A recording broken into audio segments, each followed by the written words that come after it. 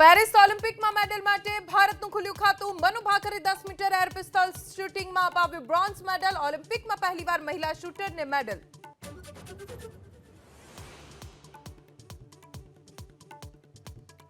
મહાદેવ સટ્ટા એપમાં ભાગીદારી ધરાવતો ભરત ચૌધરી આવ્યો સકંજામાં. સરહદી રેન્જ પોલીસે પાટણથી કરી ધરપકડ.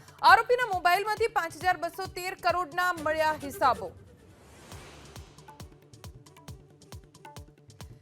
વડોદરાની વિશ્વામિત્રીનું જળસ્તર ઘટતા અને વરસાદ વિરામ લેતા આજવા સરોવરના 62 દરવાજા ખોલાયા. 4200 ક્યુસેક પાણી છોડાતા ફરી વિશ્વામિત્રી નદીની જળસપાટી વધવાની શક્યતા.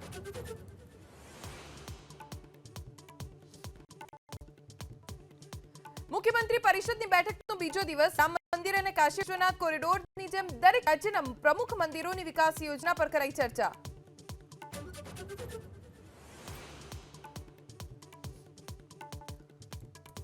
સુરતના ભાજપ સાંસદ મુકેશ દલાલને હાઈકોર્ટે આપ્યું સમન્સ. સુરતના 3 મતદારોએ બિનહરીફ જીતને પડકારતી કરી હતી ઇલેક્શન પિટિશન. વધુ સુનાવણી 9 ઓગસ્ટે.